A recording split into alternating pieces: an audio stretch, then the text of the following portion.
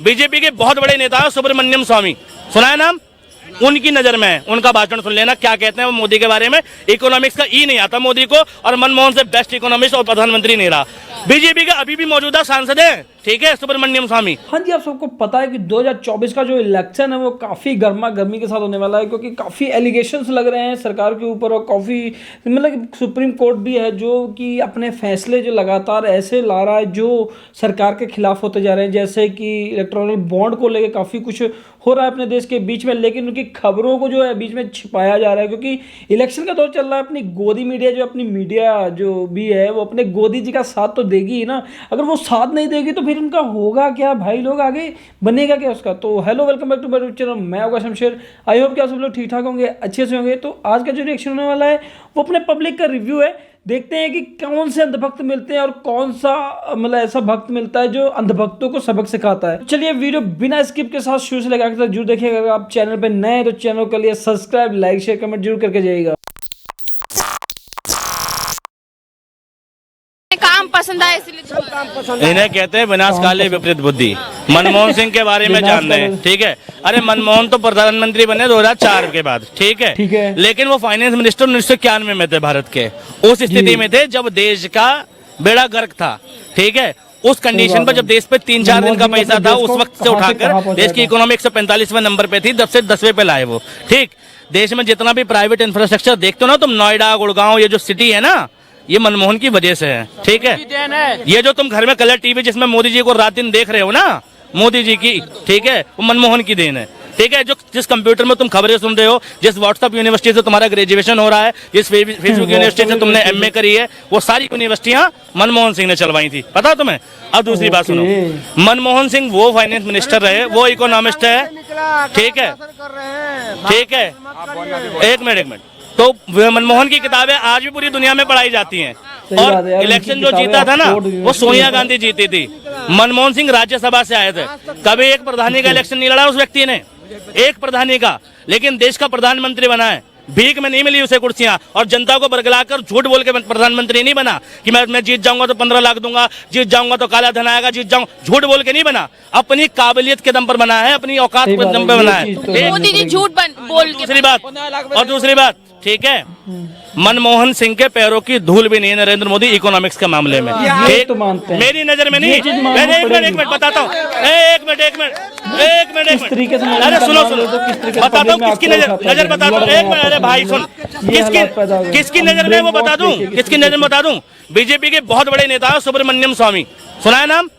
उनकी नजर में है, उनका भाषण सुन लेना क्या कहते हैं वो मोदी के बारे में। इकोनॉमिक्स का ई नहीं आता मोदी को, और मनमोहन से बेस्ट इकोनॉमिस्ट और प्रधानमंत्री नहीं रहा।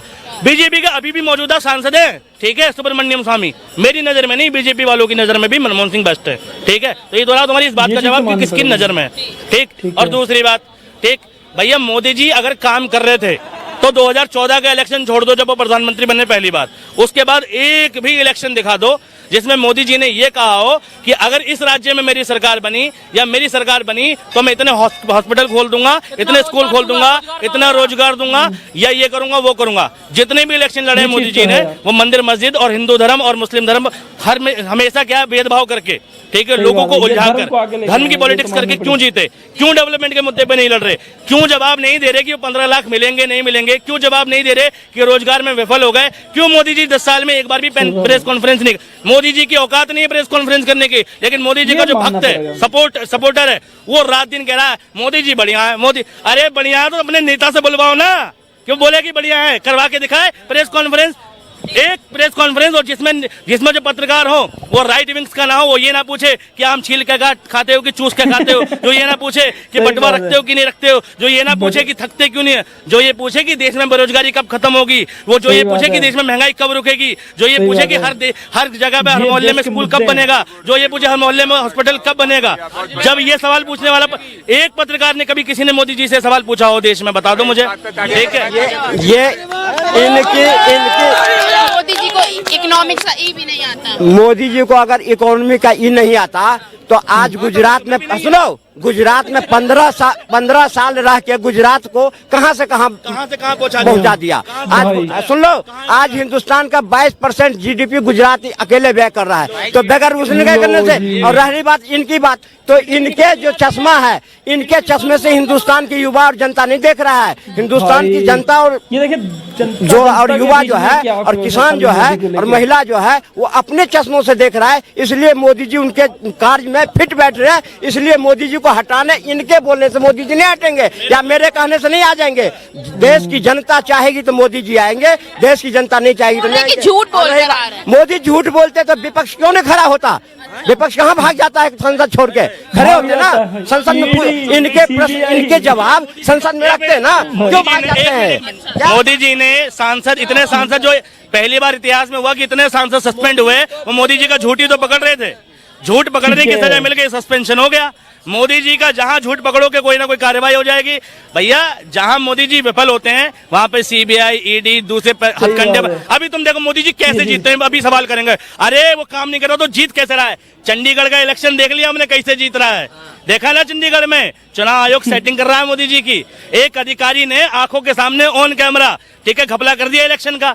ऐसे जीत रहा है मोदी देश में। सुनो, लोग कह रहे EVM हटाओ, सेटिंग तो EVM से आगे की है। ठीक है, ठीक है, ईवीएम बोलो, सुनो मेरे कहने मतलब इनके हिसाब से आज सुनो, आज इनके हिसाब से नहीं चलता देश हमारे हिसाब से नहीं चलता, हमारे हिसाब से नहीं चलता।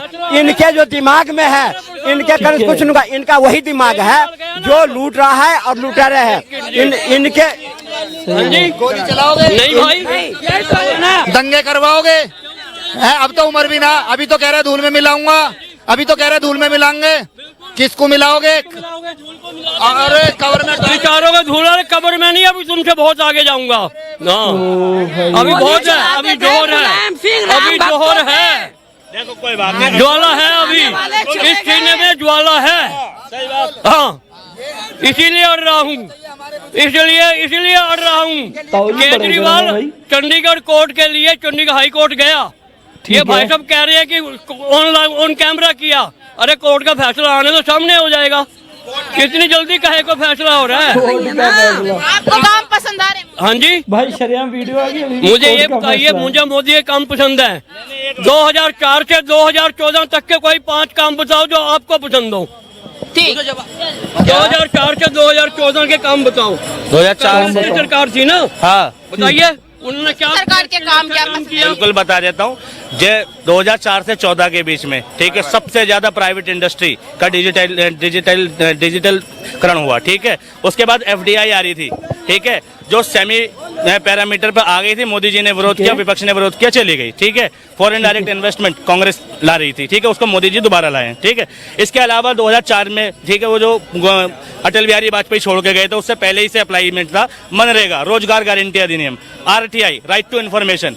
एक सरकार ये कहती है अगर हम रोजगार नहीं दे पाए, कांग्रेस की देने हैं, रोजगार नहीं दे पाए तो हम 200 दिन का तुम्हें भत्ता देंगे। रोजगार गारंटी अधिनियम ये था कि अगर तुम्हें काम नहीं दे पाए तो काम करने का पैसा देंगे घर बैठ के। और उसके बाद फिर RTI लाए कि तुमने कितने लोगों को पैसा दिया ये भी जान लो, राइट टू इन्फॉर्मेशन, गवर्नमेंट क्या क्या काम करे तुम जान लो। ठीक है, ये है कांग्रेस की उपलब्धि। और मोदी जी ने PM केयर फंड मांगा और तुम RTI डाल के दिखा दो कि मोदी जी पे कितना पैसा किया, कहाँ खर्च किया, पता ही नहीं है। ठीक है, 5 काम गिनवा दीजिए। ठीक है, इनके 5 काम के विरोध में 5 काम मैं और गिनवा देता हूँ। आप अपने 5 हाँ जी, काम गिनवाइए। पहला काम, मनमोहन सिंह जी कहा गया कि सेना के लिए हवाई जहाज चाहिए। मनमोहन सिंह जी ने कहा पैसे पेड़ों पे नहीं लगते, हमारे पास पैसे नहीं है, जहाज कहाँ से लाएं? एक सेकंड जी, अब बीच में मत बोलना, मैं आपके बीच में एक लाइन नहीं बोल रहा, एक शब्द नहीं बोल। बताओ। एक सेकंड जी, एक सेकंड जी। दूसरा, झूठ। राजीव गांधी फाउंडेशन को 21 करोड़ रुपए चाइना से मिले, क्यों मिले आज तक कुछ पता नहीं। ये तो अरे भाई एक सेकंड भाई, बीच मनमोहन सिंह जी ने कहा भारत के प्राकृतिक संसाधनों पर पहला हक मुसलमानों का है। अरे झूठ है, सही बात है, बिल्कुल बिल्कुल झूठ है।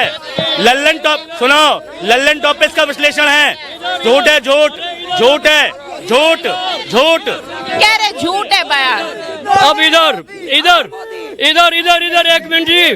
21 की झूठ पे ये लोग पता क्या है, खुद फेक है और न्यूज भी फेक देखते हैं। अभी इन्होंने कहा, मनमोहन ने कहा कि देश के संसाधनों में पहला अधिकार मुसलमानों का है। सुन लो, लल्लन टॉप और आज तक जैसा चैनल है जिसने इस खबर का सत्यापन किया है, देख लेना यूट्यूब पे, अच्छे से पता है कि क्या कहा था। मनमोहन सिंह ने कहा था कि इस देश में देश की संपत्ति पे पहला अधिकार देश के पिछड़ों का है, ठीक है, पिछड़ों का है, और पिछड़ों में हिंदू मुसलमान नहीं आता, ठीक है, सब आते हैं, ठीक है। तो तुम गलत बयान मत करो। झूठ चाचा की 5 बातें किनारे, 5 में से 4 झूठी, ठीक है, 5 में से 4 झूठी, ठीक है, 5 में से 4 आपके झूठ बता। जी 1 मिनट 1 मिनट जी 1 मिनट। 5 में से 4 झूठ। जी बीच में नहीं बोलोगे बात होगी, बीच में नहीं बोलोगे, बीच में बोलोगे तो बात नहीं होगी। हाँ जी। 21 करोड़ रुपया राजीव गांधी फाउंडेशन को चाइना ने किस लिए दिया? अब सुनो, मोदी जी की जो पार्टी थी बीजेपी, भारतीय जनता पार्टी, 2014 तक उस पार्टी का फंड था 200 कुछ करोड़ रुपए। 2023 तक आते आते उस पार्टी का फंड हो गया 6,500 करोड़ रुपए। आरटीआई डलेगी और कब पता चलेगा कि कितना पैसा कहाँ गया। एक चीज। दूसरी बात, देश की सबसे अमीर पार्टी पिछले 9 सालों में कैसे बन गई, ठीक। उसके बाद नोटबंदी में जो पैसा सारा गया, सारा वापस आ गया, तो ब्लैक मनी कहाँ गया। तीसरा, पीएम केयर फंड। चौथा, दिल्ली की द्वारका सड़क, ठीक है, 18 करोड़ पर किलोमीटर पे बननी थी, 250 करोड़ पर किलोमीटर पे खर्च हुए, वो पैसा कहाँ गया, करप्शन कहाँ गया। चौथा, मोदी जी के सेल्फी पॉइंट लग रहे जगह जगह, एक सेल्फी पॉइंट का खर्चा 6,25,000 रुपए, ठीक है। इस तरीके से हजारों करोड़ रुपए खर्च हुआ। सबसे ज्यादा विदेश यात्रा में इस प्रधानमंत्री पे खर्च हुआ, सबसे ज्यादा एडवर्टीजमेंट में इस प्रधानमंत्री पे खर्च हुआ। और सुनो, उसी की देने ये फेक न्यूज वाली, ये फेक न्यूज, और ये जो गोबर भक्ति है उसी की देन। इस बंदे ने जो जो चीजें गिनाई हैं मोदी के खिलाफ, जैसे कि मोदी केयर फंड, और सड़क बननी थी 250 करोड़ में बनी, 1800 करोड़ का बजट था, और कई कुछ और चीजें गिनाई हैं। उसमें जो करप्शन हुआ है भाई, जिसको देख के लगता है कि 200 करोड़ की जो मतलब कि सबसे मतलब कि अब महंगी पार्टी बन गई है बीजेपी, जो कि 6,000 साढ़े 6,000 करोड़ रुपए की मतलब कि उनकी मनी है। भाई इतना पैसा आया तो आया कहाँ से? अगर 9 साल में एकदम से चलिए आ भी गया तो कहाँ से आया? एक होता ही है कि भाई जेन्युइन सा कि भाई आया है, तो आप अगर सच्चे हैं तो प्रूफ तो होता ही है सबके पास, बट नहीं, इसको कोई भक्त या कोई गोबर भक्त सुनने को तैयार ही नहीं है, क्योंकि मोदी मोदी मोदी पता नहीं मोदी होगा क्या होगा भाई। लोग मोदी आएगा, राजनीति चलेंगी, हट जाएंगी, लेकिन देश का सत्यानाश हो रहा है। इन सब चीज़ों का किसी को कुछ भी लेना देना नहीं पड़ा है, क्योंकि बस मोदी राशन बांट रहा है फ्री में, बस धर्म के नाम पे वोट मांग रहा है कि इधर मंदिर बना दिया, इधर कुछ कर दिया। भाई लोग अपने आसपास देखो क्या हो रहा है, college, school, medical facilities, hospitals वगैरह कुछ हैं क्या आपके लिए? आज आपको कोई प्रॉब्लम होती है क्या, मोदी जी थोड़ी ना आएंगे आपको बचाने के लिए, आपको खुद जाना पड़ेगा। और खुद जाएंगे कहाँ जब आपके पास मेडिकल फैसिलिटीज़ नहीं है, एजुकेशन नहीं है। तो इन सब चीज़ों पे जब भी कोई सवाल उठाता है, जब भी कुछ ऐसी कोई बातचीत होती है, तो लोग पता नहीं क्यों उनको मोदी के नाम पे मिर्चियाँ लगने लगती है। अंधभक्त, गोबर भक्त ऐसे भागते हैं इनके पीछे, ना जानो पता नहीं उनके किसी खानदान को कुछ कह दिया या उनके किसी रिश्तेदार को हम लोग उठा के लेके भाग गए हों।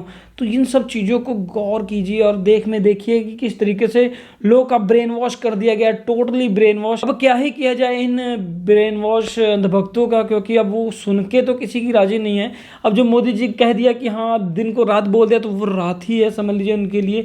तो आई होप कि आज की जो ये रिएक्शन वीडियो है काफ़ी इंटरेस्टिंग थी, काफ़ी इन्फॉर्मेशन थी। बंदे ने काफ़ी कुछ बताया, ऐसी बातें जो मैंने भी फर्स्ट टाइम सुनी थी और मुझे भी पता चली कि ये चीज़ ऐसे हुई हैं। तो अगर अच्छी लगी हो रिएक्शन वीडियो तो लाइक शेयर कमेंट जरूर करना और अपना सपोर्ट देके जरूर जाना, चैनल को सब्सक्राइब जरूर कर लीजिएगा। मिलते हैं नेक्स्ट वीडियो में एक और अच्छे से रिएक्शन वीडियो के साथ, तब तक के लिए टेक केयर, बाय बाय।